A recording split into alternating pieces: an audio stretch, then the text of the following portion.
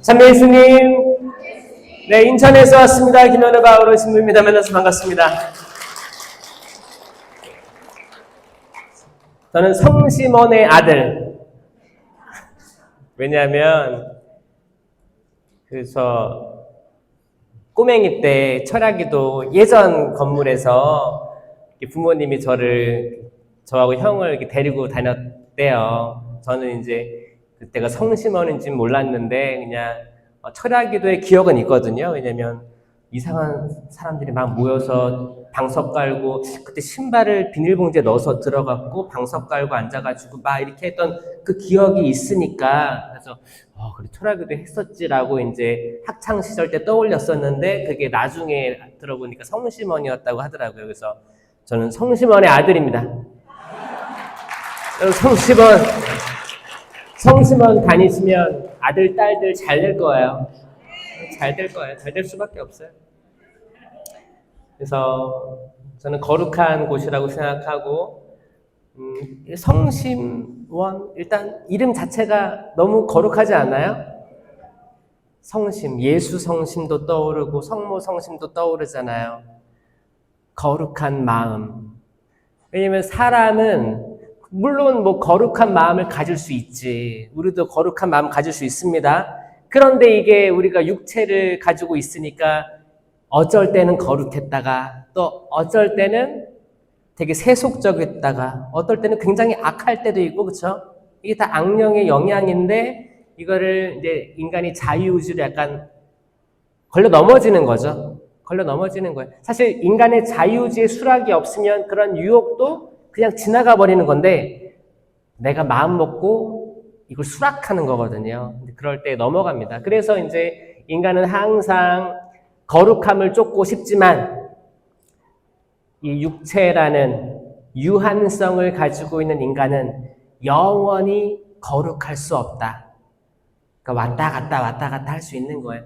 이거를 깨달으면 내가 어떤 봉사를 하고 있던, 어떤 위치에 있던 겸손해질 수 있습니다.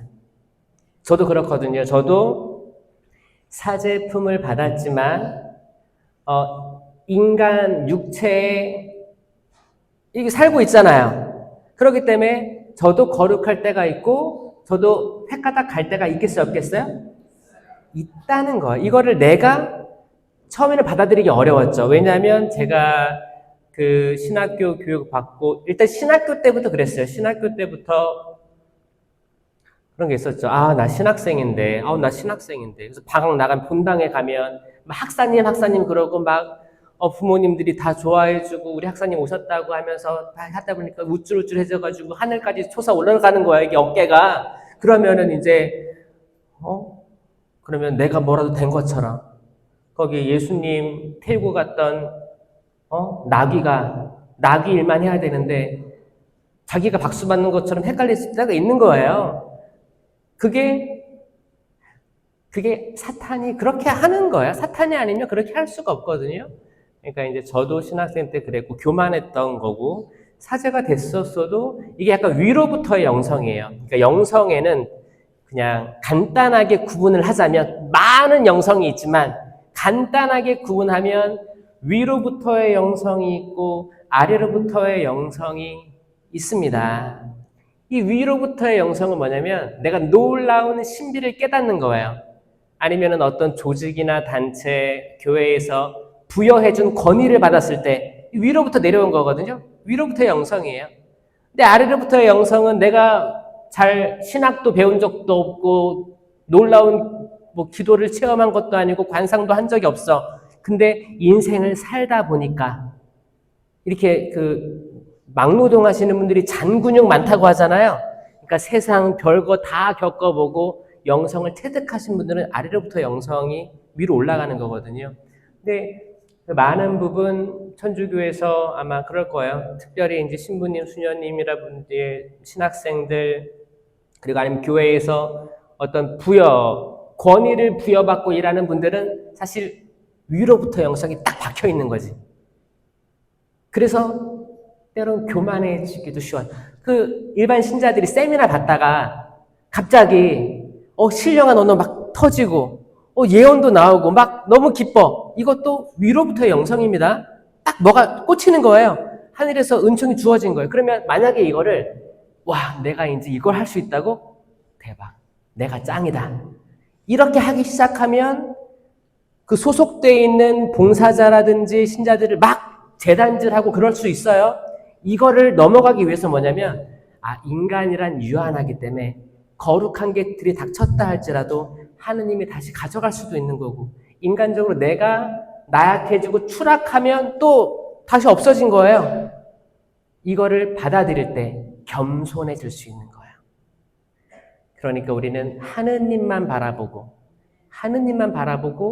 인간이 취할 수 있는 모든 거룩함과 모든 세속적인 것들 다 지나갈 거고, 어쩔 때는 좋았다가 어쩔 때는 약했다가 이럴 것이다 라는 걸 마음속에 먹으면 이게 여러분들을 겸손해로 이끌 거예요. 맞죠?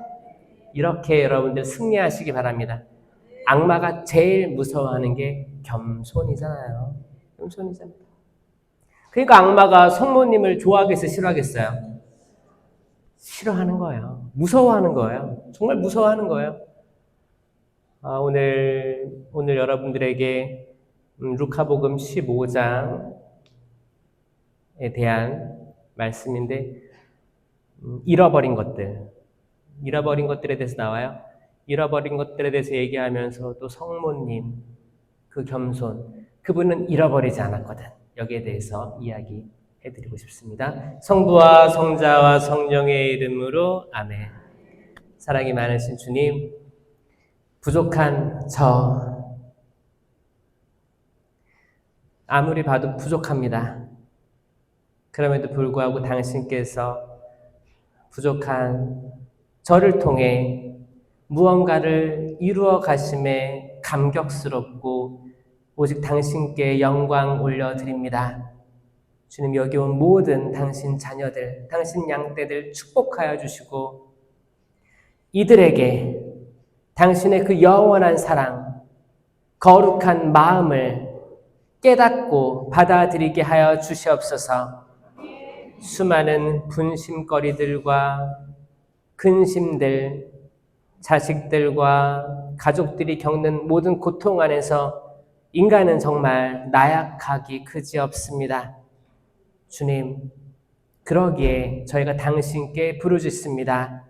주님, 저희가 어디로 가겠습니까? 누구에게 가겠습니까? 오직 당신에게만 영원한 생명의 말씀이 있기 때문에 주님, 당신께 매달립니다.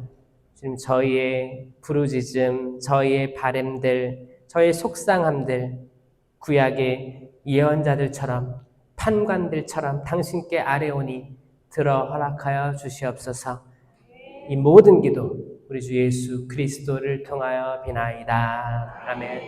성부와 성자와 성령의 이름으로 아멘. 참 예수님, 어떤 신자분이 그런 얘기를 했어요, 저한테. 신부님은 그렇게 이쁘게 생기고 좀 어린 것 같고 되게 부드러울 것 같고 이 성령이랑은 안 맞는 것 같은데 이렇게 강의를 하시고, 근데 또 기도할 때 보면은 은총이 많으신 것 같고 그런 얘기를 해요. 그래가지고 좋대요. 결론은 좋다는 거예요. 왜? 약간 좀 세대가 좀 젊어진 것 같아서 좋대요. 여러분도 그래요? 그래요? 근데 여러분들은 아마 선입견들이 있을 수 있어요. 신자들이 선입견이 있는 게, 성령 쇄신하는 신부님들은 되게 세 보이고, 막 쫙 하면 쫙 다 넘어가고 막 이런데 사실 익숙한 분들은 저랑 안 맞을 수도 있어요. 저는 그렇게 막 장풍 그런 거 안 쏩니다. 저는 이제 개신교에서 막 하는 그런 거라든지 그런 게 아니고, 저는 이성적인 거하고 이제 감성적인 걸 두 개를 밸런스를 맞춰서 성령에 대해서 이야기하는 거를 저는 신학생 때부터 계속 제 논문에도 그랬고 논문에도 적었고 그렇게 돼야 된다. 그래야지 과거에 있던 자그마한 약간 오해라도 풀 수 있다. 분명히 좋은 걸 받았는데 한국 천주교회가 좋은 걸 받았는데 아주 작은 것 때문에 오해를 사고 좀 이렇게 사람들로부터 좀 싫은 소리 들으면 기분 나쁘잖아요. 그렇죠? 이게 공든 탑이 딱 하나로 무너지는 거거든요. 사실 많은 사람들은 이성적이길 원하거든요. 그리고 지금 한국은 굉장히 이제 전쟁 이후에 그때는 교육이 다 모든 국민들에게 해당되지 않았었죠. 먹고 살기 바빴지. 근데 이제 시간이 지나면서 젊은 층들은 다 대학교 나왔어요. 그러다 보니까 학력이 높아졌기 때문에 그리고 이성적으로 판단하려는 게 계속 있었기 때문에 이분들에게 단순히 감정적인 아니면 은총 체험만을 두고 얘기하면 그런 게 어딨어. 의심부터 하고 들어간단 말이에요. 그래서 이거를 적절하게 이렇게 먹이를 줘야 돼요. 이렇게 낚시하는 거예요. 베드로야, 너는 이제 사람 낚는 어부가 될 것이다. 하잖아요. 사람 낚는 어부. 그러니까 초창기 성령 쇄신은 그때는 다들 많이 못 배웠기 때문에 오히려 감정적인 게 감성을 건드리는 게 어머니의 마음을 성령의 따뜻하고 뜨거운 마음을 딱 불태워주는 게 필요했다면 지금 현대의 성령 쇄신은 이성과 감성이 동시에 들어가야지 이해도 하고 납득이 되는 거지. 그렇지 않습니까 여러분? 그래가지고 저는 다니면서 좀 대중화를 시키고 싶어요. 특별히 이제 신령기도 같은 경우에는 저 신령기도 가르칠 때도 이성적하고 감성적 둘 다 넣습니다. 신령기도를 어떻게 하면 최대한 이해시킬 수 있을까를 하고 또 이제 의지를 다 내려놔야 되기 때문에 이제 감성을 하느님께 올려드리면서 이렇게 딱 이 두 가지를 동시에 하는 거예요. 그러면 또 많은 세미나들에서 이런 체험하는 사람들이 더 늘어나요. 그리고 이게 저는 부끄럽지가 않아요. 신령기도가 가톨릭 교회에 존재한다는 게 숨기고 싶지 않아요. 아시죠? 저 숨기지 않아요. 그리고 많은 젊은이들이 특별히 이 시대는 이 말로 얼마나 상처를 주고받는가 거기에 대해서 이 말에 대해서 하느님이 우리를 창조한 이 혀와 이 구강 구조는 사랑을 전달하라고 준 입이지 미움과 판단과 시기, 질투, 증오를 서로 남발하라고 준 입이 아니거든요. 그러니까 그건 그렇게 되게 쌍스러운 말들을 막 하면 입이 더 이상 입이 되는 게 아니고 주둥이라고 낮춰서 얘기하게 되는 거예요. 우린 주둥이가 되면 안 됩니다. 계속 사랑의 말을 하고 격려의 말, 온유의 말 그럴 수 있어. 괜찮아. 설령 내가 욕을 들어 먹었다 해도 억울하지. 분명히 억울한데 내가 돌려줄 때는 사랑의 말, 생명의 말을 할 수 있는 그 능력자들. 그게 성령으로 쇄신된 이들이거든요. 여전히 세상은 여러분들에게 정말 악한 말들, 정말 전곡을 찔러가지고 발끈하게 만드는 말들을 할 거예요. 신기하게 악은 그걸 알거든. 여러분들의 아킬레스건을 알아요. 여러분 뚱뚱한 사람에게 뚱뚱하다고 하면은 기분 좋아요, 안 좋아요? 이미 본인이 알기 때문에 이 말을 한 번 더 확인하는 게 자존심이 상하는 거거든요. 근데 성령으로 체험한 이들 있잖아요. 그분들은 이게 화가 나지 않아요. 화가 나지 않아요. 이미 자기 존재를 사랑하기 때문에 그렇지 않습니다. 어떤 사람 만약에 교육에 가방끈이 짧은 사람이 있어. 너 얼마나 배웠다고 이렇게 배운 거에 대해서 얘기하면 자격지심 때문에 막 확 올라오는 사람 있거든요. 근데 성령으로 체험한 이들은 이게 개인 경고가 딱 있기 때문에 자존감이 있기 때문에 그걸로 화내지 않아요. 그러니까 저는 현대의 성령 쇄신은 수많은 악한 말들을 들어도 나는 선한 말, 생명의 말들을 할 수 있는 사람들로 양성되어야 되는 이 시대의 사도라고 생각하는 거예요. 그 말들 하는 걸 보고 주변에서 성령 체험한 사람은 다르구나. 이렇게 해서 더 유입되는 이 선교의 효과까지 있을 거예요. 그렇지 않습니까, 여러분? 근데 때로는 우리가 항상 생명의 말, 선한 말을 할 자신이 없죠? 그럴 때 저는 심령 기도를 추천하는 거예요. 내가 무슨 말을 해야 될지 모를 때. 근데 화가 나. 근데 응대를 하면 또 악에 사로잡힌 것 같아. 그러니까 이거 어떻게 하면 이거를 벗어날 수 있을까? 그럼 뭐야? 금방 랄랄랄라 하는 거예요. 그냥 승질 날 때.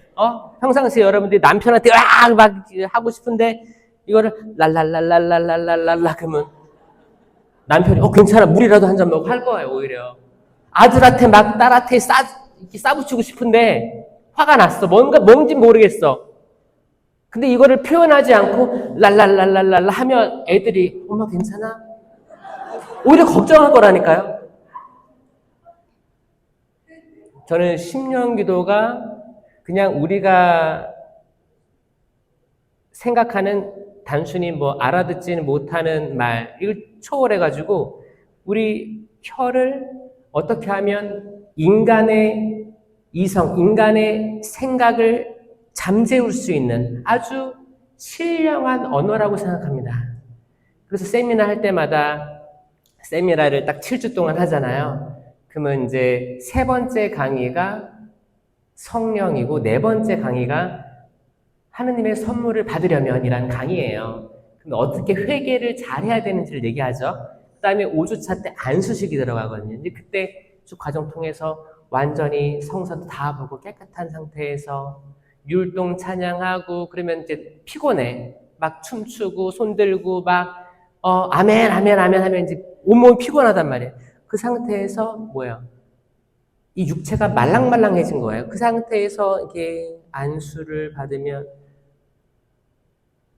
진짜 노곤함도 느끼면서 그냥 내 의지가 좀 떨어진 걸 느껴요. 육체를 많이 움직이면 피곤한 거예요. 피곤해야지 그분께 집중할 수 있더라. 배고파야 그분께 집중할 수 있더라. 배부르고 뭐 여름엔 시원하고 겨울에 따뜻하면 다 자요. 그게 아니고 뭔가 불편하고 뭔가 어색해야 오히려 하느님께 대한 우리가 시력을 회복할 수가 있는 거예요. 다 평온하면, 다 평화로우면 우리 하느님 보기 어렵습니다. 그래서 혹시나 여러분들에게 찾아오는 많은 시련과 또 예기치 못하는 사건, 사고들, 뭐 운전하다 갑자기 누가 차를 뒤로 딱 접촉사고 났어. 그때 막 열받아 하지만 마시고 그냥 하느님이 좀 쉬었다 가라고 하시는 건가? 이렇게 한숨 내쉬면서 이 한숨이 이게 아니고 들이마시고 내쉬고 심호흡이랑 한숨은 다른 거예요. 한숨은 부정적인 거고 심호흡하는 거예요. 하느님이 창조하신 이 공기 아담을 창조하실 때 이 흙에서 숨을 불어 넣으시니까 사람이 되었다. 그리고 이 쉼 있죠? 심호흡할 때 심호흡 해보겠어요? 시작. 들이마시고 이 소리 있죠? 어떤 사람은 이게 야훼랑 아주 가까운 말인 거 아세요? 모르시죠, 여러분? 구약에 하느님의 이름을 함부로 부르지 말라고 했기 때문에 하느님의 이름을 부를 수가 없었습니다. 그래서 이제 모음만 나열을 했어요. 그걸 아도나이라고 하거든요. 아도나이. 그분의 이름을 부를 수가 없으니까 그냥 그 문자만 이렇게 따가지고 아도나이라고 했어요. 근데 아도나이는 그 한 단어 발음을 얘기한 거예요. 아도나이 이렇게 했는데 이거를 한꺼번에 표현했을 때 야훼가 되는데 이거는 호흡 소리예요. 호흡이에요. 사람이 흙인데 호흡이 들어가서 생명체가 된 것처럼 하느님은 항상 우리 호흡 속에 존재하십니다. 그분께서는 영원한 숨이에요. 아멘? 숨을 불어넣어서 사람이 되었다. 이 하느님의 숨은 곧 성령이 되는 거죠. 우리가 숨을 쉬고 내쉴 때 항상 성령을 사실 체험할 수가 있습니다. 왜냐면 이게 영이니까 영과 혼이 연결되는 거거든요. 이 피조물 상태랑 하느님의 영과 우리 호흡이 들이가고 내쉬고 할 때마다 연결되고 교감되는 것을 느끼시는 분들, 이것도 다른 차원의 얘기이기 때문에 사실 이것도 약간 여유가 있어야 이런 것도 체험 가능해요. 오늘만 열심히 막 이렇게 정말 허덕이면서 사는 사람들은 여유가 사실 없죠. 근데 그 여유가 없는 상태에서 심호흡 해보세요. 심호흡이 정말 중요한 것 같아요. 심호흡 한 번으로 지금의 상황을 정돈해 볼 수가 있습니다. 오늘 심호흡 해보세요. 내쉴 때는 약간 야훼라는 표현도 한번 해보시고, 우리들이 쉬는 한숨과 심호흡과 모든 호흡에서 하느님이 현존하심을 믿습니다. 현존을 체험하시면 좋겠어요. 루카복음 15장은 너무너무 유명한 얘기가 많이 나옵니다. 많이 나와요. 그 잃어버린 양부터 시작해가지고 은전, 또 돌아온 탕자라고 옛날에 불리웠던 작은 아들에 대해서 또 얘기를 하죠. 여러분들 이거를 계속 구분 지어서 사실 이해하려고 하면 이해가 좀 덜 돼요. 저는 항상 이거를 묶어서 이야기를 이해했으면 좋겠다고 저는 생각하거든요. 왜냐하면 이 비유를 말씀하시는데 중간에 예수님이 또 이렇게 얘기하시거든요. 뭐냐면 이게 이어진다는 거예요. 이 다양한 이야기들을 통해서 지금 읽고 있는 우리 피조물, 사람들에게 이 하나 관통되는 메시지를 전달하고 싶으신 거예요. 아멘? 느껴지세요? 이거예요. 근데 물론 스스로 찾다 보면 어려울 수 있어요. 그러니까 이제 이런 강의라든지 특강, 세미나를 통해서 이런 교육을 받는 것 자체가 얼마나 은총인지. 저는 신학교 때 신부생활 하면서 한 번도 이거를 묶어서 강의한 사람 말 들어본 적이 없어요. 여러분들은 복된 거예요, 아니에요? 복된 거예요. 복된 거예요. 복된 겁니다, 여러분. 그럼 루카복음 15장 첫 번째 나오는 게 뭐예요? 잃어버린 양이에요. 잃어버린 양. 잃어버린 양부터 약간 좀 이상해요. 100마리 양이 있었는데 한 마리를 잃어버렸대요. 그러면 99마리를 놔두고 한 마리를 찾아 나선다. 이게 이상하지 않아요? 말 자체가? 자, 여러분에게 봐봐. 여러분에게 양이 100마리가 있다 쳐요. 한 마리가 없어졌어. 어딘지 몰라. 그럼 어떻게 할 거예요? 여러분도 찾겠어요? 근데 찾으러 간 사이에 이리떼가 와서 99마리를 맛있게 먹을 수도 있어요. 그래도 가겠어요? 한 마리 찾으러 가겠어?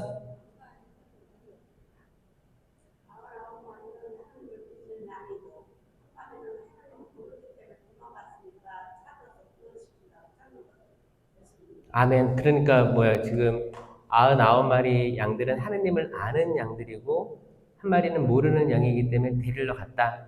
이거는 해석이죠, 해석. 아주 훌륭하십니다. 아주 훌륭하세요. 맞아요. 그거는 위로부터의 영성을 배운 거예요. 우린 강의라든지 뭐를 통해서 정답을 배운 거예요. 정답을 배운 거지 이게 내 영성이 되진 않습니다. 우리 수많은 좋은 강의를 들으면서 딱 위로부터 영성을 딱 받은 거야. 그럼 이게 정답이구나 할 수 있는데, 제가 말씀드리고 싶은 건 뭐냐면 여러분이 그 주인이라면 세속적으로 여러분들이 목장주예요. 양떼 목장 100마리가 있어. 100마리가 있어. 거기가 이렇게 쇼핑센터처럼 의리의리하게 보안이 잘 되게 지은 게 아니고, 양 목장들은 이렇게 나무떼기 이렇게 걸쳐놓고 거기에 여우가 들어갈 수도 있고 막 그럴 수 있어요. 근데 한 마리를 찾아 길을 떠난다? 그때 핸드폰도 없습니다. 그리고 일꾼들도 없어요. 연락을 해가지고 만약에 주인님, 지금 간 사이에 지금 뭐 도적대가 와가지고 양들을 데려가요. 이렇게 연락을 해서 이 주인이 다시 올 수도 없는 상황이에요. 핸드폰도 없어, 아무것도 없어. 찾으러 갔다는 거예요. 이 자체가 상식적으로 이해가 안 되는 상황이라는 거예요. 현실적으로. 그리고 그 양이 어딜 갔는지 알고, 한 마리가. 동서남북아니에요. 지금이야 뭐 내비 찍어가지고 이 양이 분명히 이 외길로 갔을 거야. 이게 아니잖아요. 동서남북 어디로 갔는지 몰라요. GPS도 없어. 뭐 어디 뭐 칩도 안 박아놨어. 몰라. 어떻게 쳤습니까 그거. 근데 무작정 떠난다. 맞아요. 하느님의 마음이 그렇죠. 여러분들이 가면 어려울걸요. 여러분 지금 어떤 나라든지 선진국으로 갈수록 어떤 논쟁이 있냐면 그게 있습니다. 가난한 이를 보편적으로 도와줘야 되느냐 아니면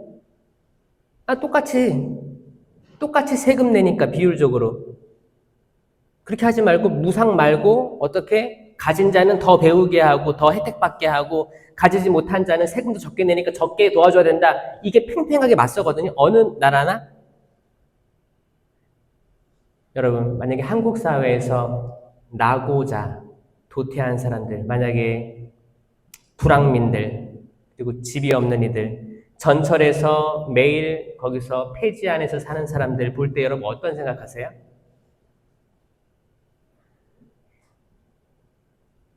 그들을 다 내 집으로 불러 모아서 잘 씻기고 맛있는 거 사주고 이렇게 할 수 있어요?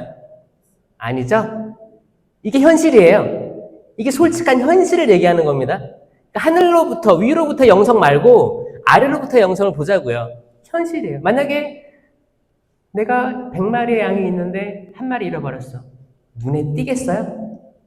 그 목자가 매일 100마리를 이렇게 세봤겠어요? 뭉탱이로 있는 뭉탱이에요. 뭉탱이로 있어가지고 한 마리가 없어졌나? 양들이 한 마리 먹었나? 어디 갔지? 그걸 잃어버린 것도 알겠어요? 모르는 상황일 거예요. 100마리가 있는데 색깔이 다 뭐 빨주노초 파란 뭐 다 틀려요? 다 흰색 아니야. 누가 갔는지 어떻게 알아? 이름 붙여놨어요. 100마리? 불가능해요. 그냥 한 마리 없는 거예요. 근데 목자가 한 마리. 아마 우리 같은 경우에는 모를걸요? 모르겠지. 잘 있네. 혹시 뭐 한 마리 없어졌더라도 99마리 잘 키워가지고 또 새끼 쳐가지고 또 해야겠다. 이게 세상적인 논리가 맞습니다. 국가적으로도 정말 회생 불가능한 사람들보단 중산층이라든지 이런 사람 더 케어하고 올리고 아마 이런 쪽으로 정책들이 발전할 수밖에 없는 게 세상적인 논리가 그렇기 때문에 그래요. 근데 하느님은 그렇지 않다라고 우리 배웠죠. 그렇죠? 그 한 마리라도 찾아 나선다. 그래가지고 저는 처음에 이 잃어버린 양 이야기를 처음 들었을 때는 뭔가 세상적인 얘기랑 맞지 않은데 뭔가 매력적이다. 그 정도로 받아들였어요. 그리고 나는 뭐 그 세례도 받았고 유아 세례 받았고 견진 받았고 하느님 울타리 안에 잘 크고 있으니까 나는 99마리네. 99마리 양 중에 나는 하나네 라고 전 믿고 있었어요. 그렇지 않아요? 여러분은 99마리에 들어가는 게 좋아요? 아니면 한 마리에 들어가는 게 좋아요? 저도 그랬어요. 신학교 때 나는 99마리. 난 그것도 뭐 신학도 배우고 성경도 많이 읽고 그리고 신앙심 깊은 부모님 밑에 자랐고 99마리. 그래. 예수님이 길 잃은 양을 찾아 나서지만 그래. 나는 약간 방관자의 입장에서 하느님은 그렇게 하시는 분이구나. 그래. 찾아 나서셔야지. 데려오셔야지. 이런 생각이었어요. 근데 제 머리를 망치로 딱 때리는 체험을 했는데 그게 제가 호주에서의 체험이에요. 성경을 이렇게 읽고 저는 그때 영어를 못했으니까 영어 성경을 계속 읽으면서 이거를 또 영어로 강론을 쓰고 그러는데 힘들었거든요. 자체가 힘들었어요. 힘들고 사람들이 저를 존중하는 것보다는 존중하지 않은 걸 많이 체험했어요. 지금이야 여러분들 제가 말하면 알아듣잖아요. 이걸 모국어라고 합니다. 모국어. 근데 내가 호주에서 아무리 영어를 잘하려고 해도 이렇게 뭐 원고를 안 보고 말할 수준은 아니었어요. 그러니까 다 읽고 이렇게 떠듬떠듬 했겠죠? 일단 안 들어. 일단 발음도 틀리고 뭐도 틀리고 생긴 것도 틀리고 그러니까 안 들어요. 옛날에 한국에 그랬어요. 선교사 신부님들 오면 다들 강론할 때 주보를 이렇게 보고 주보 봤죠? 주보. 떠듬떠듬 한국어로 얘기하시니까 그 비슷한 체험을 저도 한 거예요. 그래가지고 거기서 그런 거 있지. 뭐 한국에서는 신부님이 아파가지고 만약에 미사 늦었어.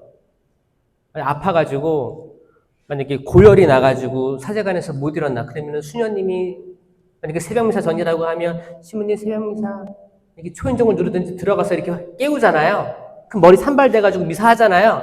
옛날에는 그랬잖아요. 그러면서 이렇게 만약에 아프다고 그러면 쌍화탕에 막 사제관으로 들어가고 그랬잖아요.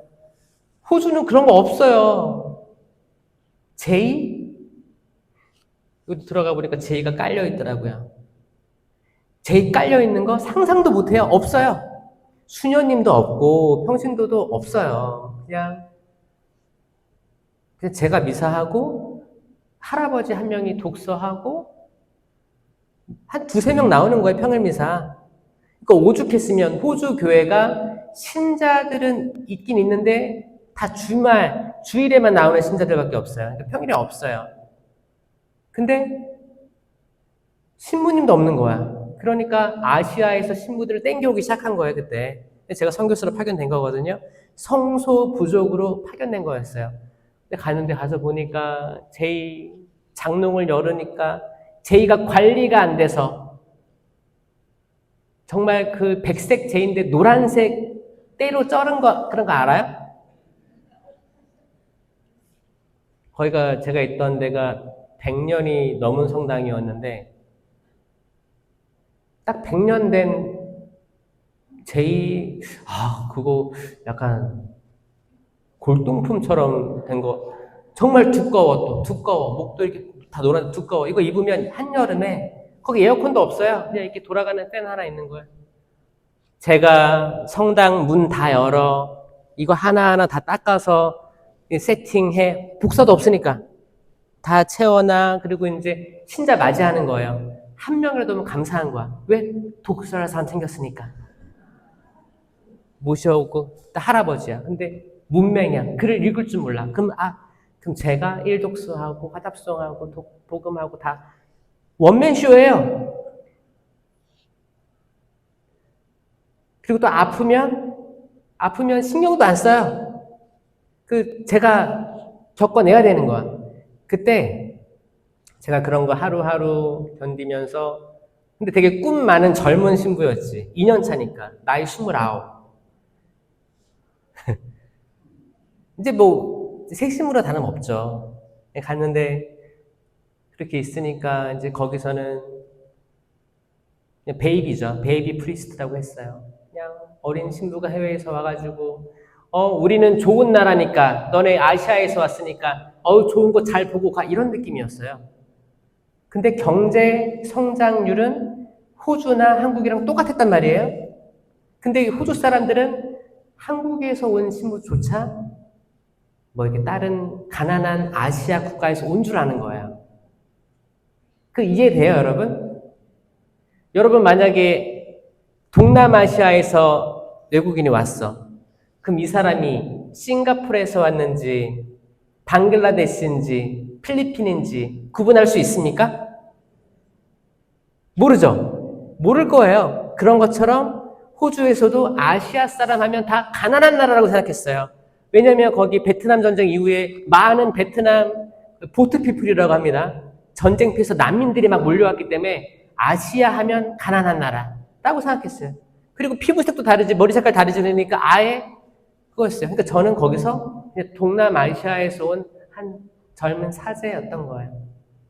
그러니까 어차피 혜택 있으니까 이따 가. 요런 느낌, 방치된 느낌. 제가 그때 이제 잃어버린 양을 이렇게 묵상을 하는데 내가 나를 잃어버렸고 일단 자존감이 떨어지니까 내가 나를 잃어버렸고 한국에서 일하는 내 동기 신부들도 나를 잃어버린 것 같고 또 나도 하느님 잃어버린 것 같고 이 묵상 속에서 이 잃어버린 양 한 마리 이야기가 제3자에서 바라보는 게 아니고 내가 그 잃어버린 양 자체가 되는 그 체험을 했어요. 이건 관상이죠. 관상입니다. 외로웠어요.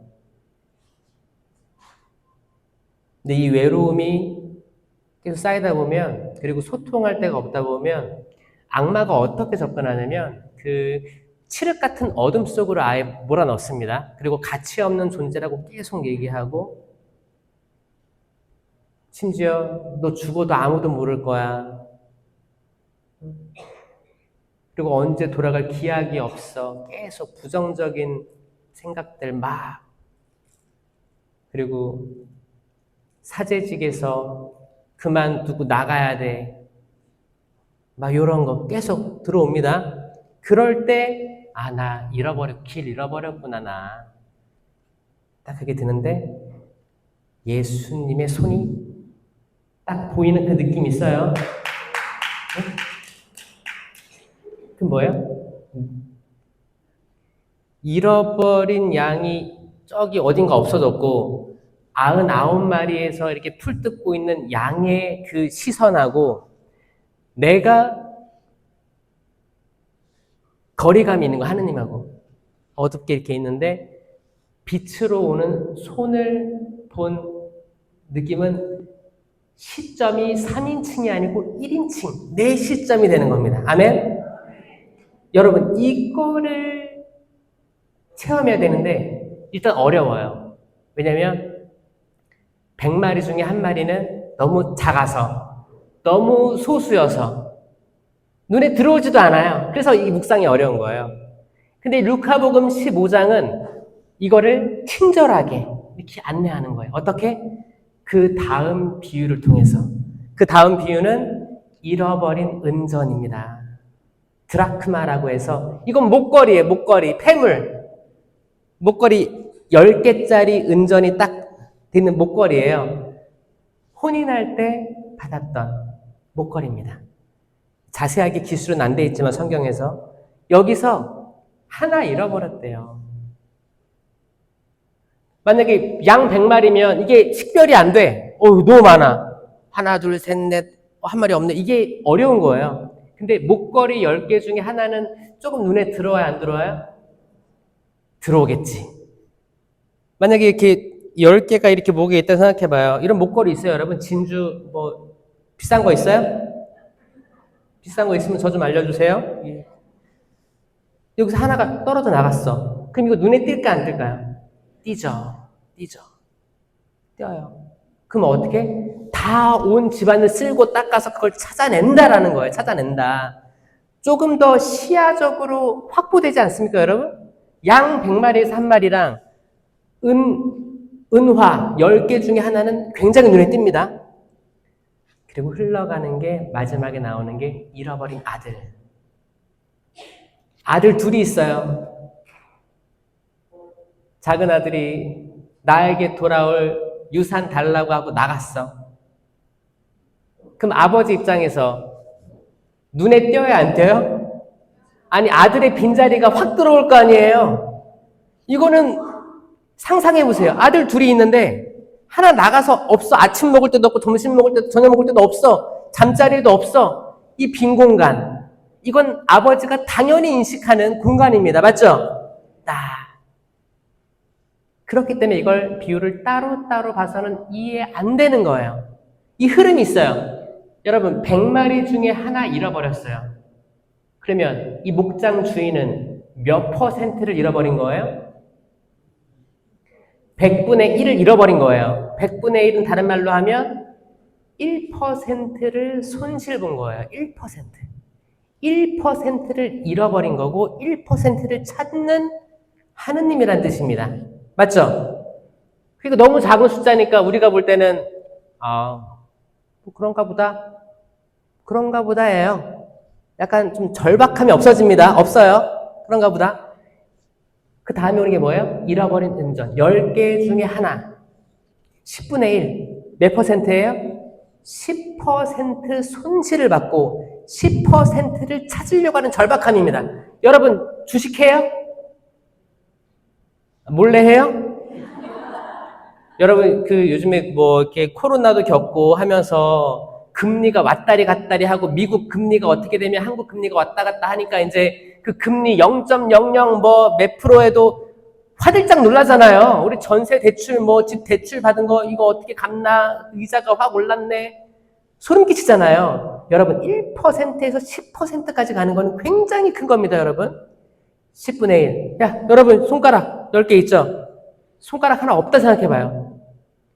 굉장히 눈에 띄는 거예요. 그러니까 이 두 번째 비유는 10%, 10분의 1을 손실됐는데 잃어버렸는데 어떻게 더 절박하게 찾는 거예요. 그런 하느님의 모습이 나오는 거예요. 아멘? 이거 다 예수 성심에 대한 얘기예요. 예수 성심이 하느님 성심이고 성령의 성심이에요. 그 거룩한 마음, 찾으려고 하는 절박함. 그리고 마지막에 나오는 게 잃어버린 아들 아닙니까? 잃어버린 아들. 아들 둘이 있었어요. 근데 막내 아들이 앞으로 나에게 올 나의 유산을 주십시오. 그러니까 이 말은 뭐예요? 이 말은 아버지 죽으십시오. 이 속말은 그거예요. 앞으로 나에게 올 몫을 주십시오. 이 말은 뭐냐면 제발 죽으십시오. 이거 지금 현대를 살아가는 우리도 어떤 아들은 이 얘기를 속으로 하는 아들이 있습니다. 그러니까 아들, 딸 상관없어요. 맨날 뭐 치매, 알츠하이머 오셔가지고 좀 제발 돌아가셨으면 좋겠다. 이런 말을 하는 자녀가 있을까요, 없을까요? 여러분들은 한 번도 그런 생각 안 해봤어요?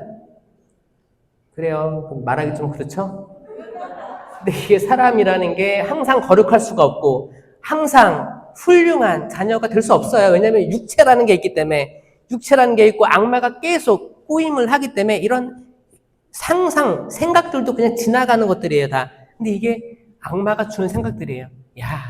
지금 이렇게 어려운데 생명보험이라도 하나 있으면 그걸 지금이라도 내가 취할 수 있다면 이런 것 때문에 범죄가 일어나요, 안 일어나요? 이게 지금도 존재하는 말씀입니다. 말씀이에요. 이 작은 아들을 욕할 게 아니에요. 성경에 나오는 작은 아들은 이미 우리가 될 수 있고 내 아들, 내 딸 혹은 내 부모님이 될 수 있어요. 아무리 거룩한 성당 봉사자라도 그런 생각을 할 수 있는 거예요. 다 겉으로는 감춰져 있지. 다 미사포 다 쓰고 이러고 있으면 다 성모님 같지. 그 속을 어떻게 알겠어요? 천길 물속은 알아도 한길, 사람 속은 모른다고 하잖아요. 그렇죠? 그러니까 사람은 모르는 거예요. 정말 엘리트 코스를 다 밟아가지고 유학도 보내가지고 대학 나와 돌아와가지고 교수를 해도 뭐를 해도 의사를 해도 변호사를 검사를 해도 속마음 모르는 거예요. 악마가 어떻게 이용할지 모르는 겁니다. 아버지는 달라고 한 걸 줬어요. 근데 신기한 건 이 아버지는 이 아버지도 진짜 대단하시지. 작은 아들만 줬어요? 큰 아들도 줬다. 큰 아들도 준 것 같다. 손 들어보세요. 작은 아들만 줬을 것이다. 달랐는 대로. 이제 반반이잖아요. 성경은 이렇게 얘기합니다. 아버지는 아들들에게 나누어 주었다. 아들들에게. 이게 단수가 아니고 복수형을 썼습니다. 그러니까 아들들에게. 그러니까 그때까지만 해도 큰 아들은 입 싹 닫고 가만히 지금 이야기 속에 파묻혀 있어요. 드러나지가 않아요. 마치 안 받은 것처럼, 그렇죠? 이렇게 이제 이야기는 작은 아들에게 포커스를 맞추면서 쫙 갑니다. 그러니까 큰 아들은 받았는데 안 받은 척 이렇게 일하고 있어요. 아버지 근처에서. 그랬어요. 이제 작은 아들이 많은 기근을 경험하고, 아마 무시도 많이 당했을 거예요. 무시당하고, 돼지들이 먹는 쥐염나무 열매, 그 돼지들이 그 당시에 굉장히 폄하되는 동물이었습니다. 왜냐하면 돼지라는 자체가 그 이제 악마, 뭐 이렇게 악마가 들렸다 이런 소문도 있었었어요. 왜냐하면 그 당시에 여러분 그거 아시죠? 돼지를 먹고 많이 죽었어요. 그래서 지금은 냉장 시설이 발달됐고, 그런 뭐 도축 그런 게 이제 되게 이제 위생적으로 되기 때문에 이런 세균들이 번식을 못하고 좋게 오는 거. 어떤 데들은 뭐 육회로 먹더만, 그러니까 소를 육회로 먹잖아요. 돼지도 잘 깨끗한 거는 육회로 먹을 수 있다는 거예요. 근데 옛날에는 금방 상해버렸어요. 냉장고가 없잖아. 그래서 빨리 노출되는 것들은 빨리 죽었기 때문에, 아니 돼지를 먹고 사람이 죽었으니까 무서운 거 아니에요. 그래서 그런 이미 안 좋은 악명은 다 갖고 있던 게 돼지였단 말이에요. 근데 돼지가 먹는 열매로나마 내가 배를 채우려고 했던 그 비참함을 체험하고, 나 돌아가야겠다 생각한 거지. 제가 하늘과 아버지께 죄를 지었습니다. 내가 이 말을 꼭 해야겠다 하고, 이 말을 해야겠다 하면 반복했겠죠. 계속 되뇌이고, 이 말을 해야겠다. 돌아오는 내내 반복한 거예요. 이미 회개가 이루어지고 있는 거죠. 돌아올 때까지 해서. 근데 보니까 아버지가 돌아오는 아들을 딱 보고 달려나가서 안아주죠. 반지를 끼워주고 막 그러잖아요. 이 장면은 어떻게 된 거냐면, 여러분 작은 아들이 나 돌아가야겠다. 뜻. 아버지 저 갑니다. 연락했어요? 핸드폰이 어딨어요? 그때. 아들 나름대로 어느 때, 어느 순간 마음 바뀌어서 돌아왔고, 아버지는 어떻게 달려나갔을까? 여러분, 아버지의 마음, 그 아버지의 성심은 지금 나가잖아요? 그럼 그 길을 계속 바라보는 게 그 길, 마지막으로 떠난 그 길. 언제나 돌아올까 우리 아들, 언제나 돌아올까 우리 딸. 내가 그렇게 배 아파서 낳은 자식들이 좀 컸다고 이제 엄마 무시하고 아빠 무시하고 떠났는데, 성공하겠다고 떠났는데 언제나 돌아올까?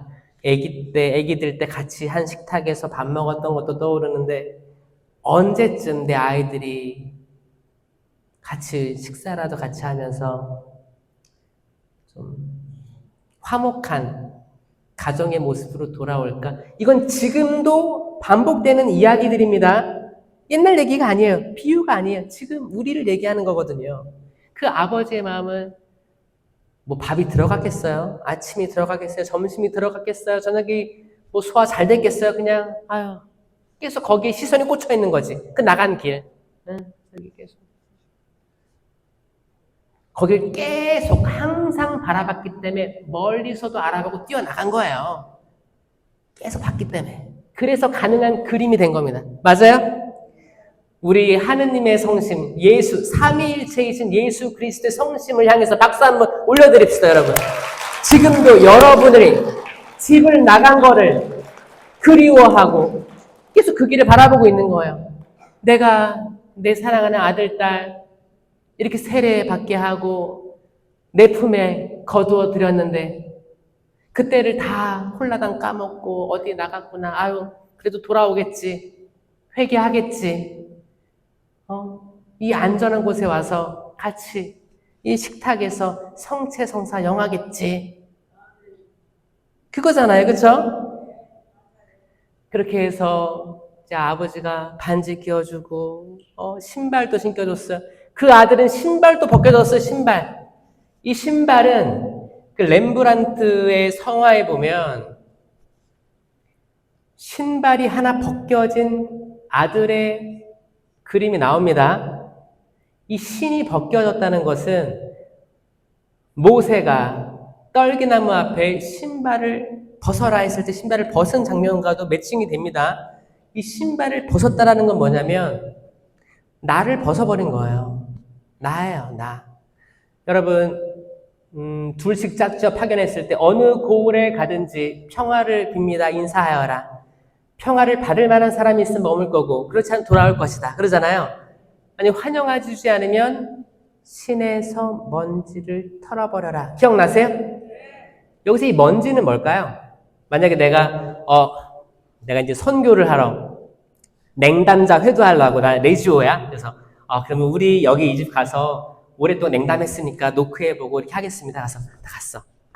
신나게 갔어. 하고 그래도 말끔하게 잘 차려입고 뭐 선물도 준비해서 이렇게 하면 그래도 환영해 주겠지? 들어가면 물 한 잔으로 주겠지? 나 기대하고 갔어. 근데 띵동 하니까 이제 인터폰으로 저희 성당에서 왔어요. 잘 지내세요. 근데 나 성당 안 다녀! 끊어버렸어. 문도 안 열었어. 물도 한 잔 안 줬어. 내가 기대하고 있는데 이루어지지 않았어. 나는 마음 먹고 갔는데. 그러면 상처 받아요, 안 받아요? 상처 받죠. 그래서 어떻게 해요? 신을 벗어서 잘 되나 보자. 망해라. 이렇게 하라는 게 아니고 내가 갔던 기대와 바람 그리고 내가 선교사로서의 어떤 마음가짐 잘 될 것 같았던 기대 내가 하느님의 일을 하는데 좋은 일 있겠지. 이 모든 것들을 다 털어버리는 이 먼지는 사람이에요. 아담이란 말은 흙이란 뜻입니다. 흙은 곧 먼지예요. 먼지를 그래서 거기 제수일 때 사람은 흙에서 왔으니 흙으로 돌아갈 것을 기억하십시오라고 죄를 발라주는 이유가 뭐냐면 흙은 곧 먼지니까 이게 아담이에요. 아담. 신을 털어버린다는 건 나라는 존재를 털어버리는 거예요. 내가 너무 기대가 많았구나. 그래 하느님이 좋은 걸 이렇게 많이 주셨는데 나쁜 거라고 어떻게 거절할 수 있겠어. 그래. 이렇게 떠나는 게 선교사의 마음입니다. 맞아요? 맞아요. 그래서 그 작은 아들은 이미 회개하면서 왔기 때문에 신이 벗겨진 거예요. 그 작은 아들의 처음에 가지고 있던 어떤 기대감. 내가 진짜 도시로 나가서 성공할 거야. 아니면 흥청망청 돈을 쓰고 여자를 이렇게 많이 만나고 내가 진짜 시골에서 못 해본 거 다 해볼 거야. 그게 다 수포로 돌아갔잖아요. 이거 다 털어버린 그 형상이 신이 벗겨진 작은 아들입니다, 여러분. 아들에게 새 신을 신겨주어라. 잔치를 벌이자. 살찐 소를 잡아라. 그리고 파티가 막 일어나 파티. 돌아왔으니까, 찾았으니까. 그렇잖아요. 양 100마리에서 눈에 띄지도 않았던 한 마리 데려오는 것보다 은전 10개에서 정말 찾고 싶었던 은전 하나 찾는 것보다 아니 아들 둘이 있는데 내 피부친데 나를 닮은 아들이 있는데 나랑 똑 닮은 아들이 있는데 나갔다가 살아왔잖아요. 얼마나 기쁘겠습니까 여러분? 기쁘죠? 얼마나 기뻤을까요? 아마 뭐든지 다 해주고 싶었을 것 같아요.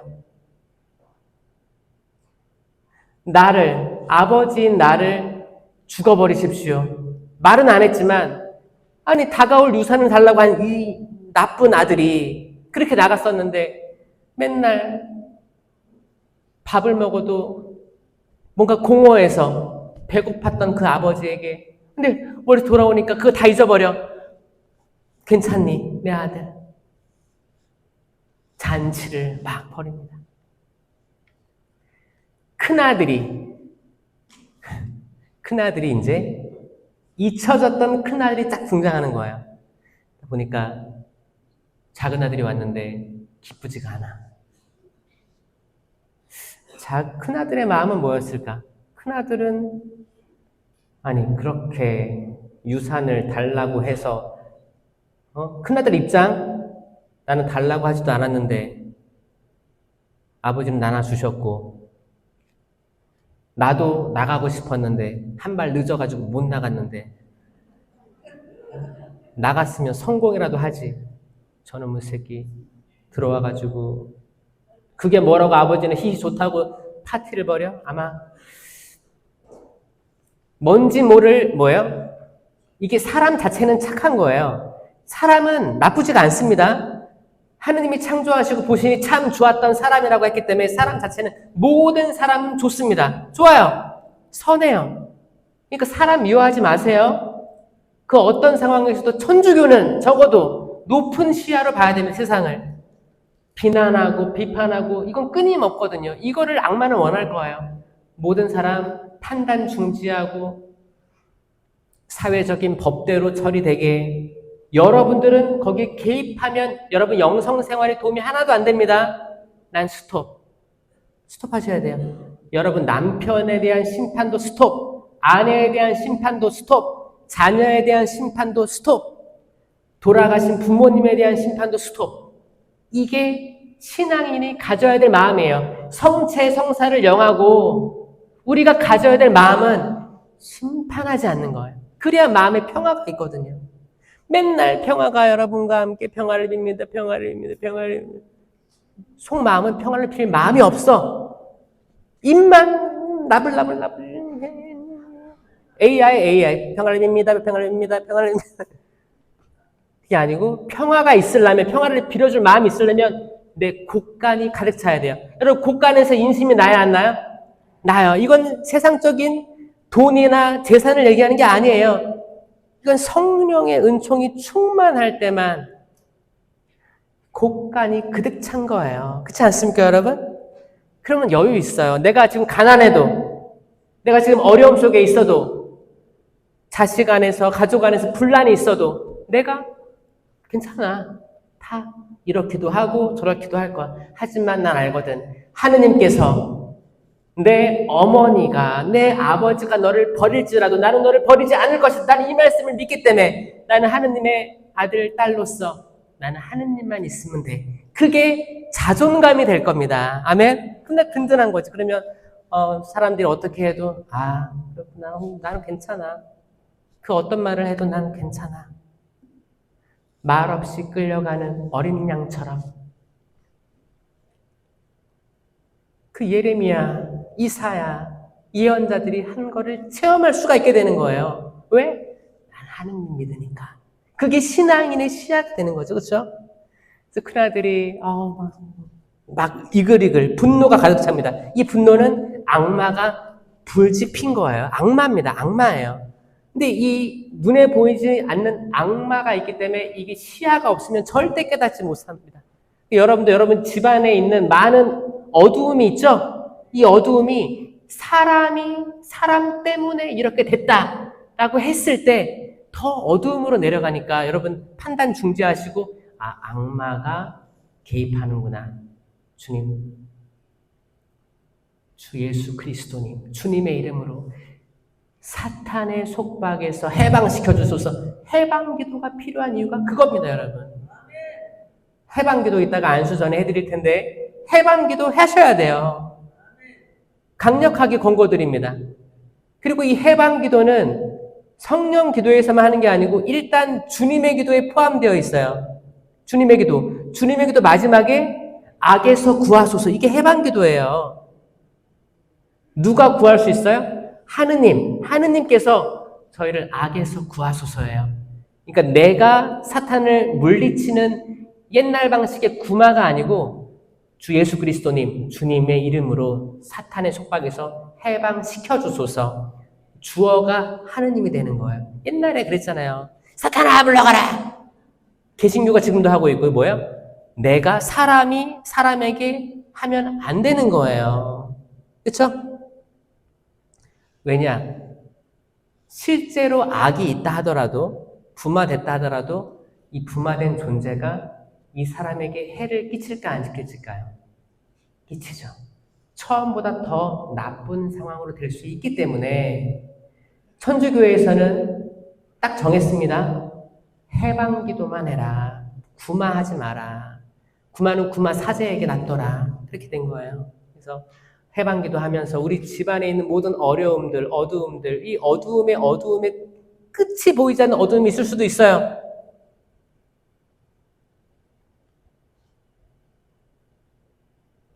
그러면 사람에게 문제가 있는 게 아니고 지금 악이 우리 집안에 뭔가 영향을 미치고 있으니까 온 가족이 모여서 기도해야 된다라는 결과로 이끌어지면, 그리고 철야 기도를 오고 성심원 기도해 오고 기도를 하신다면 그분의 이름으로 해방될 것입니다. 아멘. 잘 보세요. 100분의 1 양, 10분의 1 은전, 아들은 2분의 1이에요. 왜? 작은 아들 들어오니까 큰 아들이 나가버렸잖아. 화나가지고. 이 아버지는 항상 하나를 잃어버립니다. 그러면 이걸 다른 말로 하면 100분의 1, 10분의 1, 2분의 1이 되는 거예요.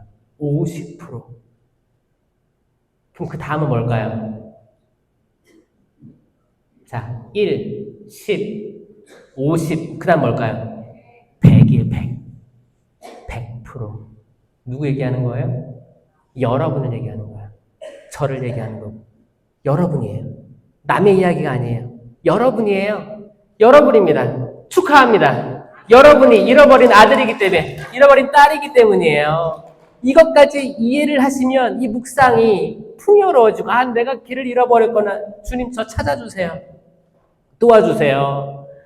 제가 잘 먹고 잘 산다고 99마리 양 안에 있다고 내가 몰랐었는데 이제 깨달았습니다. 주님, 제가 주님을 필요로 합니다. 주님 없이 살아보니까 너무 힘들어요. 돌아가고 싶어요. 돌아가게 해주세요. 이 기도가 그때 나오는 거예요. 그러면 하나님께서 달려나와서 어서 반지를 끼워주어라. 신의 신발을 시켜주어라. 잔치를 베푸자. 들을 귀가 있는 이들은 알아들으시기 바랍니다. 영광이 성부와 성자와 성령께, 성부와 성자와 성령의 이름으로 아멘. 감사합니다.